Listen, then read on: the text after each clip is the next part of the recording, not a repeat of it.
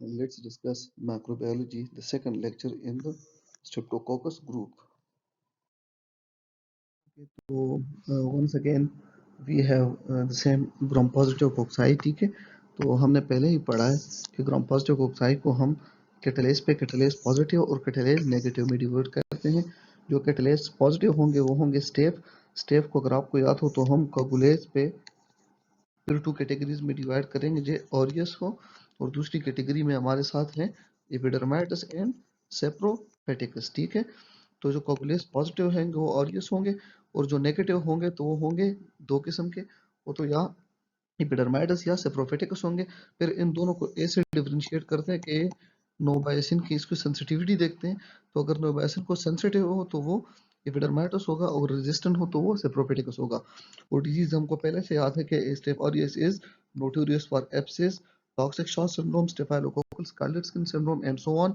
एपिडर्माइटिस is infection with जो foreign bodies in the body होते हैं, जैसे ventricular peritoneal shunt, heart walls, ठीक है, और कैथेटर्स एटसेट्रा. और जो सेप्रोपेटिकस है ये यूटीआई काज करता है in young sexually active females में. ठीक है, then let's come to streptococcus that is catalase negative.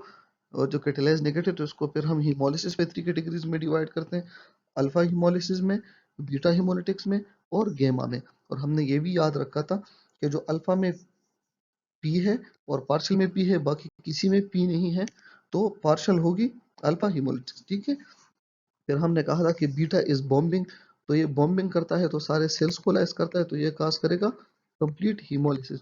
और गेमा जो है ये गेम खेलता रहता है तो कोई काम नहीं करता, and it will cause no haemolysis at all. ठीक है, फिर हम आगे इसको डिवाइड करेंगे दो ग्रुप्स में, इसको दो में और इसको दो में. ठीक है, तो वो इसके जो दो इंपॉर्टेंट है, तो once again look at the P.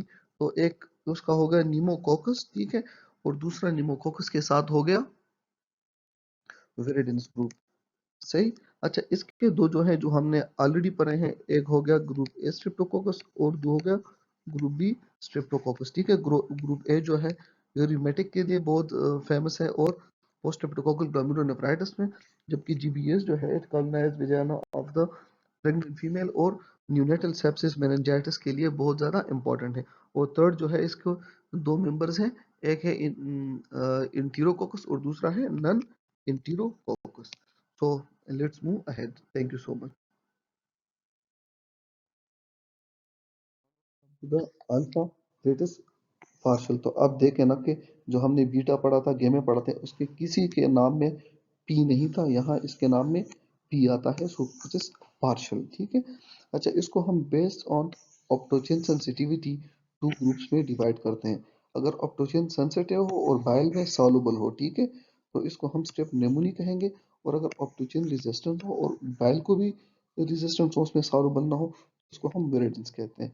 और विरिडेंस के हमारे साथ फिर फर्दर उसमें मेटस है, म्यूटस है, एंग्रस है, इंशाल्लाह जाके आगे जाके हम सीरीज में पढ़ेंगे. Now let's come to haemolysis. तो हिमोलिसिस का हमें इसका पहले से पता है कि ये कौन सी टाइप की हिमोलिसिस करेगा. Alpha haemolysis. कैटलेज पॉजिटिव होगा कि नेगेटिव, क्योंकि पॉजिटिव हमारे साथ स्टेफ है. कागुलेज वो भी पॉजिटिव हमारे साथ स्टेफ है, तो ये डेफिनेटली नेगेटिव होगा. ऑप्टोजन तो हमने कहा कि ये ऑप्टोजन सेंसिटिव होगा. ग्रांड स्टेनिंग में ये ऐसे पेयर्स की शक्ल में होंगे और इसलिए इसको कहते हैं डिप्लोकोकाई. डायमीन्स टू डिप्लोकोकाई, ऐसे पेयर्स में पड़े होते हैं. ठीक है, लैंसेट शेप. अच्छा, और तीसरा इफेक्ट ऑफ बाइल, तो उसमें सॉल्युबल है. इसको वही है, अल्फा हिमोलिटिक तो है ही. ठीक है, दूसरे कैटलेज नेगेटिव है, गुलेज भी नेगेटिव है. ठीक है, ऑप्टोजन ये रेजिस्टेंस है और ग्राम स्टेनिंग में ये वंस अगेन ग्राम पॉजिटिव है. लेकिन उससे डिफरेंशिएट ऐसे करते हैं कि ये वाला जो स्ट्रेप्टोकोकस निमोनी है ये डिप्लोकोकाई है और ये डिप्लोकोकाई नहीं है. और इफेक्ट ऑफ बाइल इसमें है कि ये बाइल को रेजिस्टेंस है, जो विरिडेंस है. ठीक है, तो viridans is resistant to bile. अच्छा, याद है कि जो स्ट्रेप्टोकोकस निमोनी है इट इज इनकैप्सुलेटेड, और ये कैप्सूल जो है ये it's one among its virulence factors study. तो निमोकोकस के वायरुलेंस फैक्टर्स कंपैरेटिवली थोड़े ज्यादा हैं. ठीक है, जिसमें हमारे साथ हमने कहा कि टॉप पे पॉलीसेकेराइड कैप्सूल आता है. ठीक है, और it is the major virulence factor. तो आपसे जब भी एग्जाम में पूछे कि the major virulence factor pneumococcus का क्या है, तो ये है polysaccharide capsule. Second one is IgA protease, इसका मतलब है कि ये आईजीए को ब्रेक डाउन करेगा, और आईजीए का ब्रेक डाउन होगा तो इन्फेक्शन ज्यादा होंगे, ठीक है। और स्पेशली ये सिक्रेटरी आईजीए थ्रोट में बहुत ज्यादा होता है। The other one is pneumolysin. जिस तरह स्ट्रेप्टोकोकस में स्ट्रेप्टोलाइसिन था, इसलिए न्यूमोकोकस में न्यूमोलाइसिन होगा, और ये इम्यूनोजेनिक होगा, तो इसके खिलाफ एंटीबॉडीज बनेंगे, ठीक है। और उधर भी वो हीमोलाइसिस करता था, हीमोलिसिस करता था, यहाँ पे ये हीमोलिसिस करेगा। अच्छा, टिकोइक एसिड जो है, इसके बारे में ये याद रखें कि जो ग्राम पॉजिटिव है, ये उनका फीचर है टिकोइक एसिड। इसको दूसरा नाम लाइपोटिकोइक एसिड भी बोलते हैं। और ये जस्ट लाइक जो पाइलस फ्लैजेला वगैरह होते हैं, उसकी तरह ये एक्सटेंड करता है from the membrane to the exterior. Let's suppose ये मेम्ब्रेन है, तो इससे ऐसा एक स्ट्रक्चर बाहर को एक्सटेंड करेगा, जिसको हम टिकोइक एसिड कहते हैं, या इसको लाइपोटिकोइक एसिड कहते हैं, ठीक है। और ये जो करता है, ये इंड्यूस करता है tumour necrosis, tissue necrosis factor alpha को, और इंटरल्यूकिन 1 को, और आगे जाके ये कैस्केड इनिशिएट करेगा, ठीक है, जो हम immunology में डिटेल से पढ़ेंगे।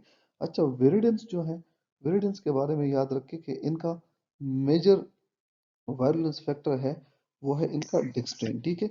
और दिस डिक्सट्रेन मीडिएटेड, ये उधर जाके, लेट सपोज ये हार्ट के वॉल्स हैं, तो वहां पे अगर प्लेटलेट का एग्रीगेशन हो, तो थ्रू इस एक्सटेंड यहाँ पे बाइंड हो जाते हैं, and that can result in infective endocarditis. Streptococcus pneumoniae जो है, इसके इंपॉर्टेंट डिजीज को लोग मॉप से याद करते हैं, कोई मतलब इलार्मो निमोनिक्स लोग करते हैं, MOPS, ठीक है। तो एम से मेनिंजाइटिस हो गया, ये मेनिंजाइटिस का मोस्ट कॉमन काज है, ठीक है। और से ओटाइटिस मीडिया का मोस्ट कॉमन काज है, ठीक है। स्पेशली इनके साइनोसाइटिस का भी ये मोस्ट इंपॉर्टेंट काज है, और निमोनिया का भी। और इसके निमोनिया के बारे में याद रखें कि ये यूजुअली जो 6th डिकेड ऑफ लाइफ होता है ना, उसमें इट्स वेरी इंपॉर्टेंट काज। और दूसरा ये कि इसके साथ हाई ग्रेड फीवर्स, चिल्स, और लंग, अगर आप एक्सरे करें, it will involve specific lobe, that is lobar pneumonia, ठीक है। और इसका स्पूटम जो होगा, वो ब्लड टिंज होगा, दैट विल अपीयर रस्टी, ठीक। तो it can cause rusty sputum. अच्छा, जो स्ट्रेप्टोकोकस विरिडेंस है, स्ट्रेप्टोकोकस विरिडेंस के बारे में ये बात याद रखें कि ये एक तो हमारे साथ डेंटल केरीज करता है, क्योंकि ये ओरोफेरिंजियल कॉलोनाइजेशन करता है, और दूसरा सब एक्यूट बैक्टीरियल एंडोकार्डाइटिस करता है, ठीक है। So viridans is important for dental caries and subacute bacterial endo. जो गेमा हिमोलिटिक्स है, तो इसको हमने पहले से पढ़ा था कि they play game with hemolysis means they cause no hemolysis। इसको हम फर्दर 2 ग्रुप्स में डिवाइड करते हैं, एक इंटेरोकोकाई को और दूसरा नॉन इंटेरोकोकाई को, and that is to based on their growth in the 6.5% NaCl। So इनके फीचर और डिजीजेस इसी एक ही स्लाइड में पढ़ते हैं। तो हिमोलिसिस हमें पता है कि इट इज गेमा हिमोलिटिकस। पेटलेस नेगेटिव, ऑब्वियसली कोगुलेस भी नेगेटिव है, ये ग्राम स्टैंडिंग में ये पॉजिटिव कोकाई है। और effect of NaCl, so they can grow in 6.5% NaCl, और ये गट को कॉलोनाइज करता है, ठीक है। So the most important disease caused by them are UTI, biliary tract infection and subacute endocarditis। अच्छा, जो दूसरा ग्रुप है हमारे साथ, जिसको हम नन इंटेरोकोकस कहते हैं, या स्ट्रेप्टोकोकस बोविस, तो ये हिमोलिसिस इसकी डेफिनेटली गेमा हिमोलिसिस है। कैटलेज नेगेटिव है, कोगुलेज नेगेटिव है, ग्राम स्टेनिंग इसकी पॉजिटिव स्ट्रेप्टोकोकाई है इन द फॉर्म ऑफ चेन्स, ठीक है।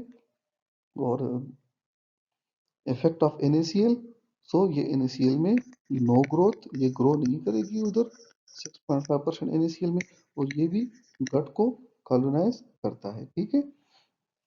और दूसरी इंपॉर्टेंट बात यह है कि ये कोलॉन कैंसर वाले पेशेंट में एंडोकार्डाइटिस काज करता है। सो वेन एवर क्वेश्चन में कोलॉन कैंसर हो और आपसे एंडोकार्डाइटिस का काज पूछा हो, so don't forget to pick streptococcus bovis, ठीक है। अच्छा, थोड़ा इसके बारे में स्ट्रेप्टोकोकस फीकैलिस जो है, ये याद रखें कि ये they are in the form of twisted chains, ठीक है।